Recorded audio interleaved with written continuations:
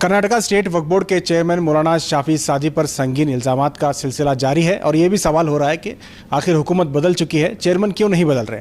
इस सिलसिले में बात करने के लिए इस वक्त हम पहुंचे हैं यहाँ मौलाना शाफी सादी साहब के यहाँ। वो हज कमेटी में फ़्लैग दिखाने के लिए यहाँ पहुँचे थे। आज साहब का इस्तकबाल है, बहुत सारे सवाल आपसे करने हैं। सबसे अहम जो सवाल है वो ये है कि हुकूमत बदल चुकी है, तो ये सुनने में आ रहा है कि आपने रिज़ाइन पोस्ट डेट पे रिज़ाइन कर दिया है, इस तरह की अफवाहें हैं। ये क्या सच है, इसमें कितनी सच्चाई है?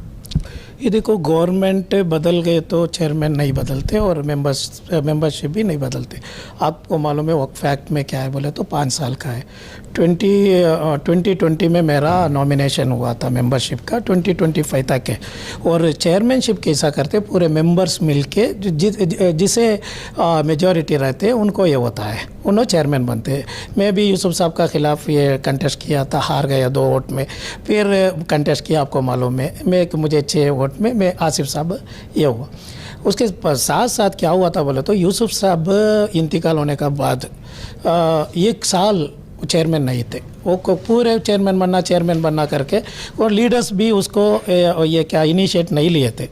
तब हमारा ज़मीर साहब और सिद्धरामैया साहब पूरे मिल के अनवर साहब को, रियाज साहब को बात करें। देखो, अभी तो फिलवक्त 4 मेंबर्स मौलाना का फेवर में नॉमिनेट मेंबर्स है और गवर्नमेंट भी बहुत साथ दिए। और मैं बताया ना, माधु स्वामी और शशिकला जोल्ले मैडम, उन्होंने बताया पूरे मिल के आपको हमें सपोर्ट करेंगे। तब सिद्धरामैया के घर में हमारा ज़मीर साहब बात करके और 2 मेंबर्स का जो मुझे ये होना था उनको बात करके चेयरमैनशिप बनाने का ये करे। उसके पहला हमारा जब्बार साहब, कांग्रेस का माइनॉरिटी प्रेसिडेंट जब्बार साहब और हमारा हारिस साहब पूरे मिल के उनका इसमें एक मीटिंग कर रहे थे। मीटिंग करके देखो, 1 साल से उधर चेयरमैन नहीं है, वक्फ बोर्ड में चेयरमैन नहीं तो काम नहीं होता। पूरे रियासत से बहुत कंप्लेंट आ सब आ रहे, इसलिए हमें 6 लोग मिल के तुम्हें करो, आपस में बैठ के चेयरमैन एक होना ज़रूरी है। अभी तो मौलाना को पूरे लोग सपोर्ट कर रहे, आप लोग भी सपोर्ट करो करके अनवर साहब और रियाज साहब को बोले। उसका वजह से एक एग्रीमेंट भी बनाए।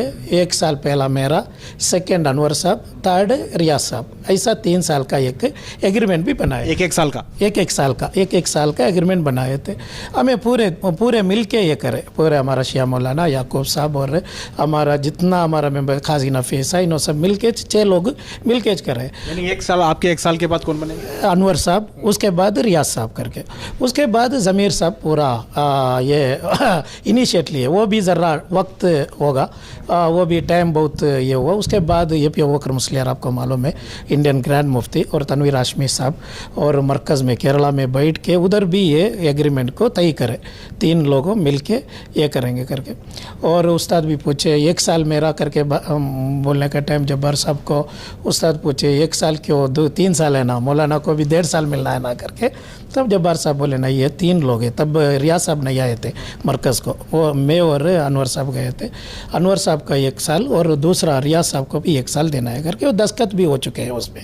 उसके बाद ज़मीर साहब इनिशिएट लेके सिद्धरामैया के घर को बुला के, सिद्धरामैया साहब बहुत साथ दिए वो दिन।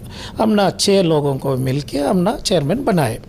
वही इसमें मेरा 1 साल के बाद मैं ज़मीर साहब को बोला, मेरा 1 साल हुआ, 15 दिन पहला ज़मीर साहब को बोला। तब ज़मीर साहब और सिद्धरामैया पूरे मिल के बोले अभी तो हुकूमत दूसरा नोटिफिकेशन नहीं करेंगे, आप कंटिन्यू हो जाओ, अभी काम भी अच्छा हो रहा है और रियासत से बहुत अच्छा नाम भी है, आप अच्छा काम करके जाओ, इलेक्शन के बाद बैठेंगे करके। इलेक्शन का बाद भी मैं इन ज़मीर साहब को बात करके मैं बोला हमारा एग्रीमेंट जैसे करना ही है ना, कब इस्तीफ़ा देना मैं रेडी होकर के बोल कहूँ मैं, क्योंकि ये अनवर साहब और रियाज साहब को मौका देना ज़रूरी है।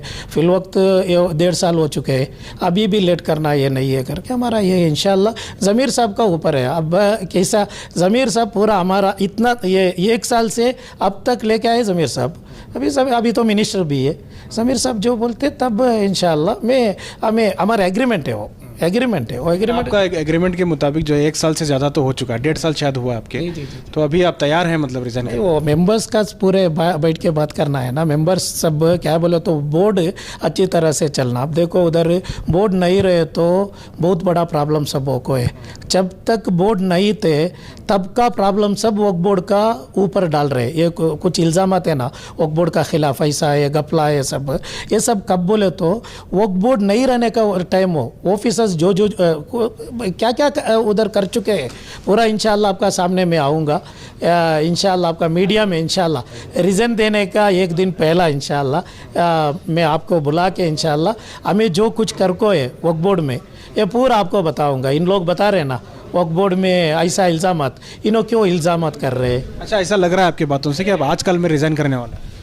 वैसा क्या भी नहीं है, वैसा क्या भी नहीं है, आजकल क्या भी नहीं है। हमारा एक ऑफिस 2 करोड़ रुपए में गवर्नमेंट से लेके आया था। वक्फ बोर्ड का ऑफिस आपको मालूम है ज़माने से ऐसा है, ऐसा एक रिनोवेशन अब तक नहीं हुआ है, इसलिए वो रिनोवेशन का काम हो रहा है। इंशाल्लाह वो जल्दी से जल्दी ख़त्म करके इंशाल्लाह उसके बाद ज़मीर साहब सब बैठ के इंशाल्लाह हमें रिज़ाइन का ये क्या बोले तो हमारा अनवर साहब और रियाज साहब को बात में देखो, उन्होंने भी मुझे बहुत अच्छा से हमें बात कर रहे, हमें आपस में बैठ के वो ख़त्म कर ले रहे। लेकिन आपके ऊपर संगीन इल्ज़ाम लगा है कि आप वर्तूर ज़मीन को बेचने की कोशिश किए थे, उसके बाद अभी कोर्ट ने इंक्वायरी का ऑर्डर दिया है। कहीं ना कहीं आपके लिए एक सेटबैक है कि इंक्वायरी होगी आपके खिलाफ। ये देखो कोर्ट का इंक्वायरी क्या भी नहीं हो को है, मैं हमें देख क्या हो वो क्या है, कौन ये इंक्वायरी के डाल को है, एक रिजवान करके बल्लारी के एक रिजवान, उनका बैकग्राउंड ज़रा आप लोग मीडिया वाले ज़रा लेना ज़रूरी है।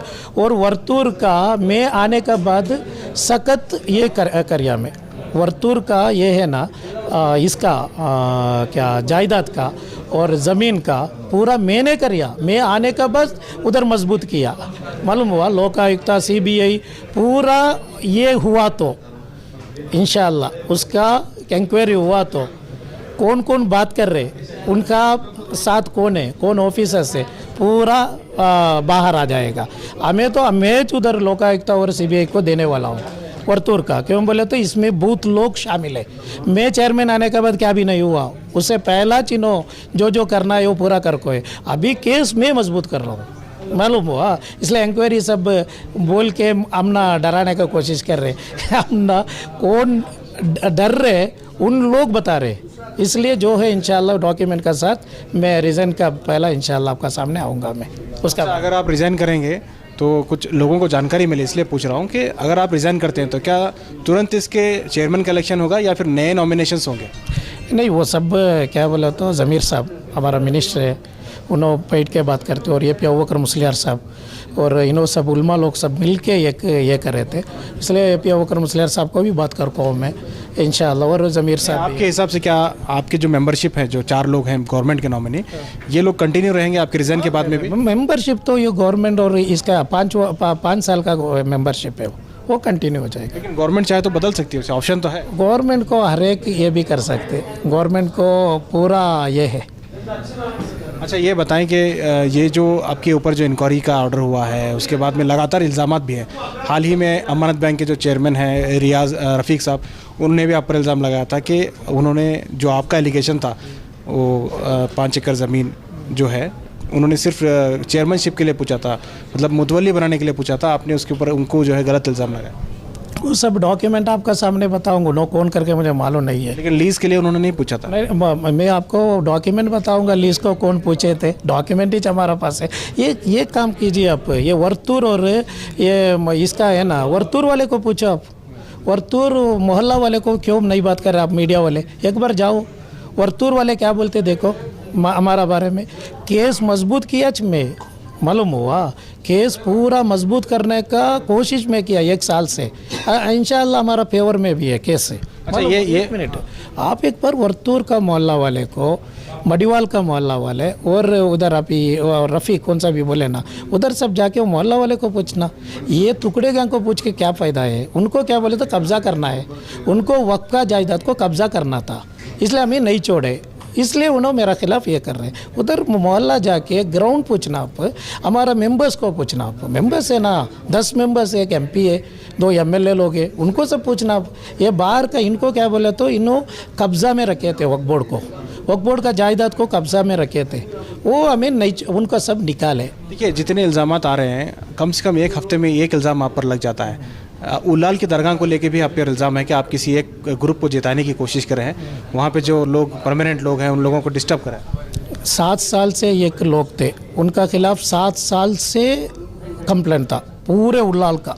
पूरे उल्लाल मतलब 75% उल्लाल वाले, 80% उल्लाल वाले, फिर भी हमें उनको मौका दिए, उरूस करने भी मौका दिए। 1 करोड़ रुपए गवर्नमेंट से जाको है और 4 करोड़ का इल्ज़ाम आते हैं उनका खिलाफ। और ये इसका डब्बा क्या कौन सा ये इसका है ना उंडावन हरके डब्बी, वो उंडावन को चोरी करने का, वो लोग बता रहे, मैं नहीं बता रहा हूँ, इल्ज़ाम चोरी करने के लिए ये इसको सीसी कैमरा को ये क्या कपड़ा डाल के बंद करके चोरी करे करके, और डब्बा को ये करने का, कुफल को तोड़ के पैसा लेने का। और टीचर्स का भी कंप्लेंट आया था उधर का, टीचर्स पूरे हमने करोड़ों रुपए ये नहीं दिए करके, क्या सैलरीज नहीं दिए करके। एक टीचर सुसाइड अटेम्प्ट भी हुआ, फिर भी हमें उनको क्या भी तकलीफ नहीं दिए, क्योंकि एक कमेटी है जानते 7 साल हुआ फिर भी उन्होंने रिज़ाइन भी नहीं दे रहे और क्या कमेटी भी नहीं बना रहे। कमेटी बनाना है ना, लोग उल्लाल वाले का कहना क्या था, बोले तो कमेटी बनाना, जनरल बॉडी बुलाना, उन्होंने जनरल बॉडी नहीं बुलाए, इसलिए हमें इलेक्शन करे कौन, जो एग्जिस्टिंग कमेटी वाले से इलेक्शन कराए। हमारा ऑफिसर्स जाके पूरा नहीं करे, उनके एग्जिस्टिंग कमेटी वाले थे, उन्होंने ये क्या ये है ना हमारा जनरल बॉडी का कार्ड सब ये बांटते ना, वो भी उन्होंने बनाए, उन्होंने बांटे, और प्रेसिडेंट ही जो ये कार्ड दिए वो पूरे को मालूम है। गुमराह कर रहे हैं, क्या बोला तो टुकड़े गैंग का साथ मंगलोर का कहीं 2-3 टुकड़े गैंग भी मिल को है। एक साहब ने ये इलेक्शन बहुत अच्छा से फेयर इलेक्शन हुआ, कानून का हिसाब से हुआ, और हमारा ऑफिसर्स बनाए, मैं क्या भी उसमें मुदाखलत भी नहीं किया। हमारा ऑफिसर्स करे, सीओ को पूछ सकते हैं आप, हमारा ऑफिसर को पूछ कर सकते। एक ट्रांसपेरेंट इलेक्शन, और इलेक्शन भी हमें वैसा छुपा के नहीं करे, सबको उनको वो कमेटी वाले को कॉन्फिडेंस में लेके करे। उनका उल्लाल में वो अब तक की उनका पास है, हमें कैसा उनको ये करा सकते। एक पार्टी का उधर ज़रा ये सवाल ही नहीं आता है। उधर पूरा इलेक्शन करे, 3,000 लोग इलेक्शन में ये वोट डाले, 3,000 उल्लाल का हिस्ट्री में अब तक एक जीबी में 3,000 लोग मिलके वोट डाले, हिस्ट्री नहीं है। हमें इलेक्शन का टाइम 3,000 लोग मिलके कमेटी को चुने। अच्छा ये बताइए कि ऐसा लग रहा है कि वक्फ बोर्ड की जो दफ्तर है, जो रिनोवेशन हुआ है, उसका इनॉग्रेशन कब है, और क्या मुझे लग रहा है कि इनॉग्रेशन के बाद अब रिज़ाइन करना है? नहीं, वैसा नहीं, हमारा ये रिज़न देने का 1 साल का था, आपको बोला मैं। उसके बाद भी कई वजह से हमारा ज़मीर साहब साथ दिए, हमने बहुत साथ दिया, हमारा मेंबर्स भी बहुत साथ दिए, अभी भी मेंबर्स बहुत साथ दे रहे, क्योंकि काम हुआ, उनको मालूम है जितना हमें काम कर को है वो पूरा आपको मीडिया को बुला के हमें बोलेंगे। 1.5 साल से हमें कितना लैंड्स वापस ले को है, जितना हमें केस ये कर को है, कितना डेवलप कर को है, हमारा IAS से मिल के जितना हमें डेवलप कर को है पूरा आपके सामने बताएंगे हमें इंशाअल्लाह। मैं क्या बता रहा हूँ बोले तो हमारा एक एग्रीमेंट था हमारा मेंबर्स का बीच, अनवर साहब, रियाज साहब और हमें, वो एग्रीमेंट का हिसाब से हमें करना है, पहला करने का था। मैं 3 महीने के लिए चेयरमैन 3 महीने के लिए आया था, फिर 1 साल हुआ, अब 1.5 साल हुआ, जितना टाइम होता है इंशाअल्लाह अल्लाह जो चाहे उतना तक रहता हूँ मैं इंशाअल्लाह। अच्छा ये बताएं कि अभी जो टीपू सुल्तान का जो ये है उर्स मनाया जाने वाला है कुछ ही दिनों में, तो टीपू सुल्तान की जो कमेटी है उस पर केस हुआ था, उसमें कुछ बहुत सारे चेंजेस आए हैं, क्या अपडेट है उसमें?